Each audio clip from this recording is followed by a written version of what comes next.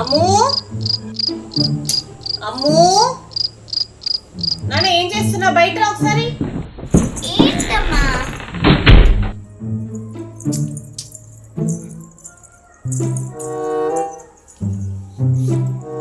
చెప్పు. ఇందుకెందుకు చిన్నారి అలా డల్గా ఉన్నావు? ఏమైంది? ఎగ్జామ్ ఎలా రాసావు చెప్పు.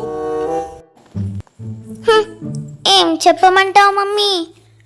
ముందైతే క్లాస్ రూమ్లో బెంచ్ మీద ఇలా బుక్ పెట్టుకొని ఊగి ఊగి ఊగి ఎట్లనో ఒకట్లా ఆన్సర్స్ నేర్చుకునేదాన్ని.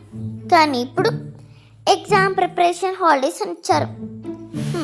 10 రోజులు ఒక్కో రోజులో అన్నీ నేర్చేసుకున్నా.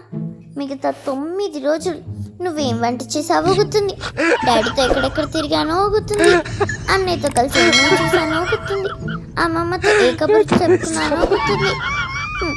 ఇక ఫోన్ విషయానికి వస్తే ఇన్స్టాగ్రామ్, ఫేస్బుక్, యూట్యూబ్, అబ్బో ఎన్నో వీడియోలు చూసాను.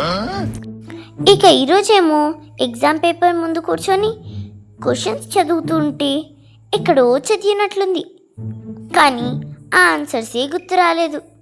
ఇంక ఇట్లా కాదని దేవుడా ఏంటి నాకు ఈ పరీక్ష నుంచి నన్ను కొంచెం గడ్డెక్కించవా అని అడిగాను. అంతే, కళ్ళు తెరిచి చూస్తే పేపర్ మీద చిన్న చీమ.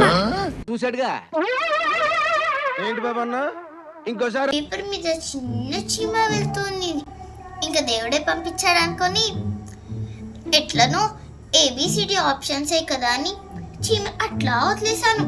అంతే, చీమ ఏ ఆప్షన్ మీద వెళ్ళి ఆగితే ఆ ఆప్షన్ టిక్ కొట్టుకుంటూ వెళ్ళాను. ఇప్పుడు తెలుసా మమ్మీ, క్లాస్ లో అందరికన్నా నాదే ఫస్ట్ ఎగ్జామ్ అయిపోయింది. ఇంటికి ఎగ్జామ్ పాస్ అవుతావా ఫెయిల్ అవుతావా? అవి అది నాకేం తెలుస్తుంది? నేనా ఎగ్జామ్ రాసింది?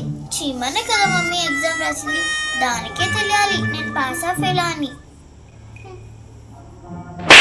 ఈ మాత్రం దానికి ఇంత షాక్ అవుతాడేంట్రా? ఇలాంటివి మన దగ్గర చాలా ఉన్నాయి. నా గురించి చెప్పలేదా బాబుకి? నాకు ఏడుపు వస్తుందిరా. ఏం మమ్మీ అలా చూస్తున్నా? నేనేమైనా తప్పు చేశానా? అసలు మీకు ఈ ఆలోచన ఎలా వచ్చింది? నాకు ఈ ఆలోచన ఎందుకు వచ్చిందని అడిగే బదులు మీకెందుకు రాలేదని సిగ్గుపడండి. Oh my God. మన స్మార్ట్నెస్ ని చూసి మమ్మీలు ఎప్పుడూ మెచ్చుకోరు, అంతే కదా ఫ్రెండ్స్?